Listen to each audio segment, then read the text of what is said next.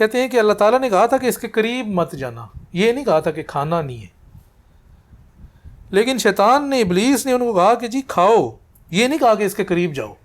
اس نے دوسری طرف سے گیم کھیلی نا. اس نے یہ تو کہا ہی نہیں کہ اس کے قریب جاؤ، اس نے کہا جی کھا لو، ذرا چکھ لو بس. کہتے ہیں کہ اگر وہ یہ کہتا نا کہ قریب جاؤ تو ان کو یاد آ جاتا کہ اللہ تعالیٰ نے تو قریب جانے سے روکا ہے. شیخ فرماتے ہیں کہ وہ کلمات جو ہیں ظاہری طور پہ تو یہی لگتا ہے کہ سورہ اعراف میں جو ذکر ہیں وہی ہیں. کون سے؟ ربنا ظلمنا انفسنا وان لم تغفر لنا وترحمنا لنکونن من الخاسرین. کہ اے ہمارے رب، ہم نے اپنے نفوس پر ظلم کیا، اگر تو نے ہمیں نہ بخشا، ہم پہ رحم نہ کیا تو ہم نقصان اٹھانے والوں میں سے ہو جائیں گے.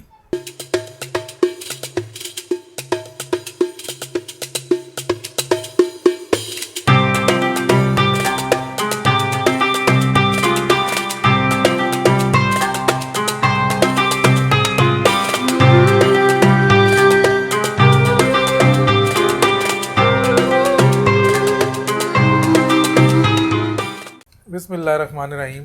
تفسیر ابن عربی ایجاز البیان فی الترجمہ عن القرآن. آیت ہے جناب سورہ بقرہ.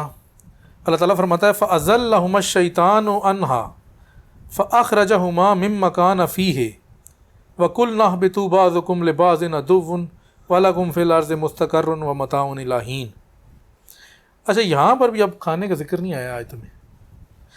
اللہ تعالیٰ فرماتا ہے کہ شیطان نے ان کو گمراہ کیا یا دھوکہ دیا.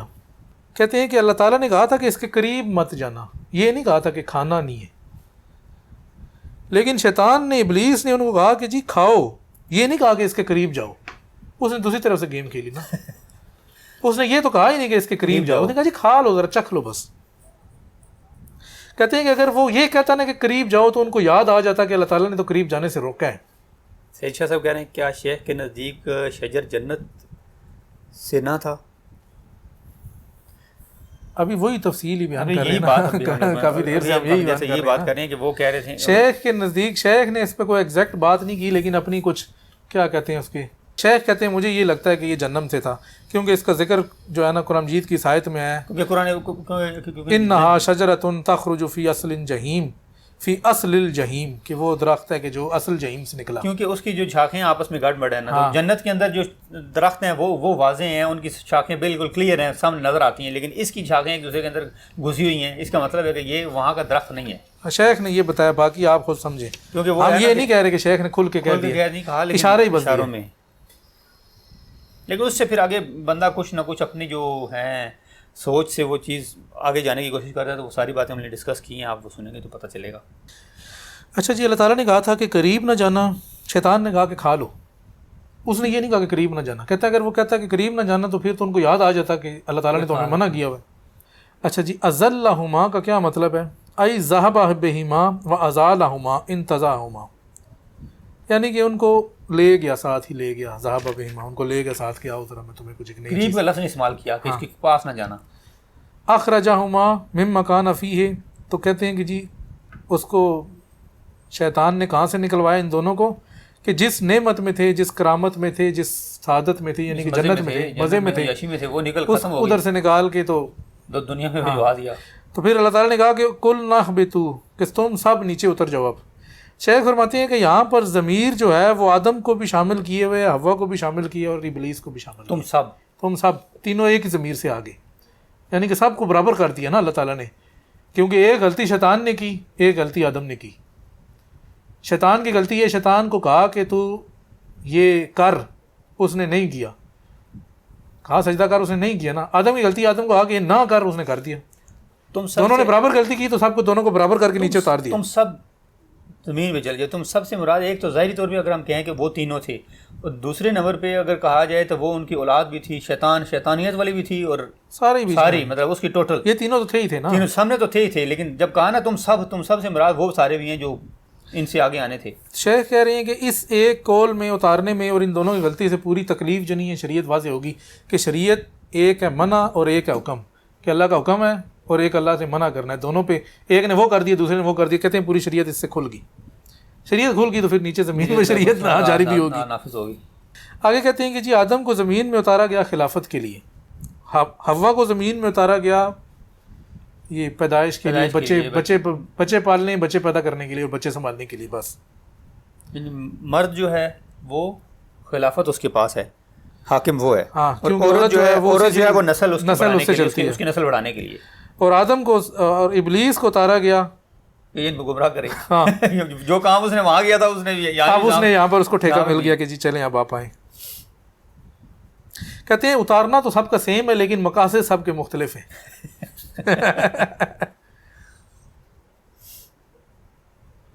آگے فرمایا بعضکم لبعض عدو کہ تم میں سے بعض دیگر بعض کے دشمن ہو. کس طرح جی؟ کہ شیطان جو ہے بنی آدم کا دشمن ہے کہ ان کو مخالفت کی طرف لے کے جاتا ہے، اللہ تعالیٰ کے حکام سے دور کرتا ہے. بنی آدم شیطان کے دشمن ہے کہ وہ اللہ تعالیٰ کی طرف اگر جائیں تو اس کی بات کو نہیں مانتے، اللہ کا حکم مانتے ہیں. تو یہ بنی آدم اور شیطان ابلیس کے درمیان یہ جو دشمنی ہے نا، یہ ازلی دشمنی چل رہی ہے. ازلی دشمنی چل رہی ہے کیونکہ اس نے اللہ تعالیٰ نے اس کو انسان کو بھی تو دونوں اپنے ہاتھوں سے تخلیق کیا ہے نا. تو دونوں ہاتھ جو ہیں وہ اس کے دونوں ہاتھ دانے ہیں، تو وہ باقی جو چیزیں دونوں چل رہی ہیں وہی شروع سے ہی وہ. تو کہتے ہیں کہ جو شیطان کی بات مان لیتے ہیں وہ شیطان کے دوست ہو جاتے ہیں اور وہ دوزخ میں جائیں گے اس کے ساتھ. اور جو مومنین ہیں جو شیطان کی بات نہیں مانتے وہ سارے اس کے دشمن ہیں، تو اس کی مخالفت کرتے ہیں، تو یہ جو ہے جنت میں جائیں گے. آگے فرما رہے ہیں کہ اگر کوئی مومن بھی آگ میں جائے گا تو وہ اسی طرح ہی جائے گا جس طرح دیکھو دنیا میں بھی تو مومن کو مرض ہوتا ہے، تکلیف آتی ہے نا، اسے اس کے گناہ دھلتے ہیں. تو آگ میں اگر وہ چلا بھی گیا تو وقتی طور پہ صفائی ستھرائی کری جائے گا، پیوریفیکیشن کے لیے جائے گا. حتمی اس نے آگ میں نہیں رہنا، حتمی صرف وہی رہے گا جو کافر ہے یا مشرک ہے. یا وہی کہتے ہیں نا جس نے کلمہ پڑھا یا جس کے دل کے اندر ایمان ہے تو وہ اس کو مار پیٹ کرنے کے بعد واپس دوبارہ اپنی اصل جگہ پہ پہنچا دیا جائے گا. آگے فرمایا وَلَكُمْ فِي الْأَرْضِ مُسْتَقَرٌّ کہ تمہارا زمین میں ایک ٹھکانہ ہے، وَمَتَاعٌ إِلَىٰ حِينٍ اور ایک وقت تک تمہارے لیے یہاں پر ساز و سامان ہے، مدت کے لیے. ہاں یعنی ٹھکانہ ہے کہ تم نے ادھر رہنا ہے، اور ساز و سامان یہی ہے کہ تم کھاؤ پیو، لباس یہ جو بھی ہے اپنا استعمال کرو، اس کو یہ تمہارے لیے زمین میں رکھ دیا گیا ہے جب تک کہ تمہاری موت نہیں آ جاتی. مدت سے مراد موت ہے. ہر بندے کی جب موت آتی ہے تو اس کا یہ زمین کا ٹھکانہ ختم ہو جاتا ہے، اس کا جو بھی ہے. تو پھر آگے فرماتے ہیں قبر جو نہیں ہے منازل آخرت کی پہلی منزل ہے. اچھا جی اگلی آیت ہے فَتَلَقَّىٰ آدَمُ مِن رَبِّهِ كَلِمَاتٍ کہ آدم نے اپنے رب سے کچھ کلمات اخذ کیے پھر معافی تلافی کے لیے. فَتَابَ عَلَيْهِ إِنَّهُ هُوَ التَّوَّابُ الرَّحِيمُ اور اللہ تعالیٰ نے اس کی توبہ قبول کی کیونکہ وہ توبہ قبول کرنے والا رحیم ہے. تلقا کی بات کر رہے ہیں کہ اخذ کی سے مراد یہ کہ اللہ تعالیٰ نے بتائے. ایک رخ یہ ہے، دوسری رخ یہ ہے کہ اللہ تعالیٰ نے ان کی تعلیم کی ہے، جو بھی کہہ لے وہی کی ان پہ یا جس طرح سے بھی ان کو ملے. شیخ فرماتے ہیں کہ وہ کلمات جو ہیں ظاہری طور پہ تو یہی لگتا ہے کہ سورہ اعراف میں جو ذکر ہیں وہی ہیں. کون سے؟ ربنا ظلمنا انفسنا وان لم تغفر لنا وترحمنا لنکونن من الخاسرین. کیا ہے ہمارے رب ہم نے اپنے نفوس پر ظلم کیا، اگر تو نے ہمیں نہ بخشا، ہم پہ رحم نہ کیا تو ہم نقصان اٹھانے والوں میں سے ہو جائیں گے. شیخ فرماتے ہیں ظاہری طور پہ تو یہی لگتا ہے کہ یہی کلمات تھے. باقی بھی جو ہے نا تفسیریں اس کے اندر یہی ہے. تو آگے فرماتے ہیں کہ جب آدم نے یہ کلمات کہے تو اللہ تعالیٰ نے پھر ان کی توبہ قبول کی اور ان کو جو نہیں ہے ان کے لیے سعادت جو تھی وہ واپس لوٹا دی کہ مرنے کے بعد دوبارہ سے آپ جنت میں چلے جائیں گے. معافی ہوگی نا؟ اب معافی ہوگی نا، لیکن وقتی دنیا میں تو دنیا میں رہنا اب جنت ملے گی مرنے کے بعد. وہ ایک محاورہ بھی ہے نا کہ مرے بغیر جنت نہیں ملتی. تو یہ اس طرف بھی اشارہ ہے. تو انہ هو التواب الرحیم. تواب ہے الرجاء بالرحم علی عبادہ کہ اللہ اپنے بندوں کے پر وہ بار بار رحمت کرتا ہے. یعنی کہ رحمت میں بھی بار بار جو تکرار ہے اس کا کہ اگر اپنا اس کا کوئی بندہ استغفار کرتا ہے، رحمت طلب کرتا ہے تو اللہ تعالیٰ اس کے حق میں وہ رحمت اور مغفرت قبول کرتا ہے. اچھا جی اب آگے چلتے ہیں. کل نہبطوا منہا جمیعا. عبدالحی صاحب ہیں جی سلام دے رہے ہیں. وعلیکم السلام. کل نہبطوا منہا جمیعا فإما یأتینکم منی ھدی فمن تبع ھدایا فلا خوف علیہم ولا ھم یحزنون. پھر دوبارہ سے کہا کہ جی تم سب جو ہے وہ نیچے اتر جاؤ اگر تمہارے پاس میری طرف سے کوئی ہدایت آئے. شیخ فرما رہے ہیں کہ اللہ تعالیٰ نے دوبارہ سے نیچے اترنے کی بات کی ہے. یعنی جب معافی ہوگی تو پھر واپس پاس بلا لیا ہے نا؟ نہیں پاس نہیں بلایا نا. پھر واپس دوبارہ کیوں کہہ رہے ہیں کہ واپس جاؤ؟ دیکھو جب یہی مطلب تو یہی بنتا ہے نا، جب ایک معافی ہوگی تو اللہ نے کہا آ جاؤ میرے پاس. پھر جب پاس آئے تو پھر دوبارہ سے اللہ تعالیٰ نے کہا چلو اب جاؤ تو اپنا باقی معاملہ جو چلاؤ. شیخ نے کہا کہ ایک تو یہ مراد ہو سکتی ہے کہ جو پہلا اترنے کا کہا گیا تھا نا وہ تو سزا کے لیے تھا. سزا کے لیے تھا نا پہلے. ہاں پہلے دوری خود سے دور کر دوری تھی، سزا تھی. تو کہتے ہیں جب معافی ہو گئی تو دوبارہ سے پھر ایک نیا آرڈر آ گیا نا کہ اب تم زمین میں اتر جاؤ. یعنی کہ تمہاری معافی ہو گئی ہے لیکن اب سزا کے لیے نہیں اتار رہا، اب تمہیں اس وجہ سے اتار رہا ہوں کہ اب تم میری ہدایت کا واپس نہیں بلایا، وہیں پہ ہی کہا، وہیں پر نیا آرڈر آ گیا، جنت میں تو نہیں بلانا تھا، نیا آرڈر آ گیا. تو نئے آرڈر میں دوبارہ سے کہا کہ اب یہ آرڈر ہے کہ تم پہلے آرڈر میں رہتے تو پھر تو ساری بنی آدم کے لیے وہی اسی گلٹ میں رہتی نا کہ جی ہم تو بس اس میں آئے ہیں.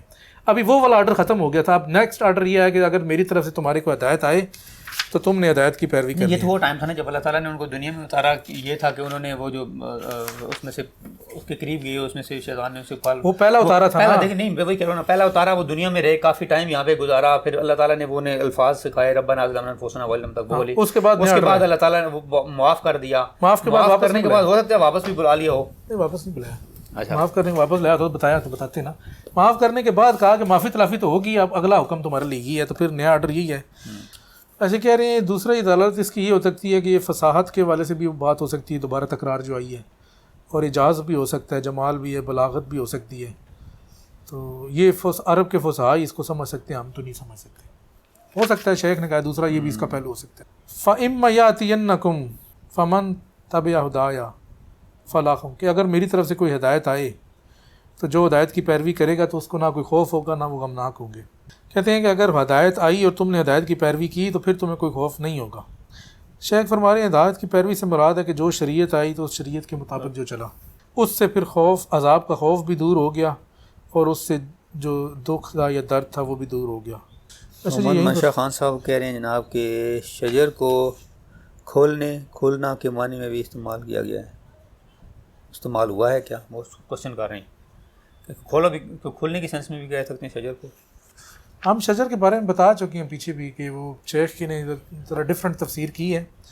انہوں نے شجر کو کھولنے، شجر کو جھگڑے کے معنوں میں تفسیر کی ہے کہ دنیا میں جو آپ جھگڑا دیکھ رہے ہیں نا، یہ اس کی اصل اس جگہ سے شروع گتھم گتھا ہونا، یعنی وہ درخت تھا، اس کی شاخیں آپس میں یوں ہوئی تھیں، اس کا مطلب ہے گڈ مڈ تھی آپس میں، ایسے جس سے جھگڑا کرتے ہیں لوگ، یا تشاجر جس کو کہتے ہیں یا مشاجرت کہتے ہیں، تو یہ اس معنوں میں استعمال ہوا ہے.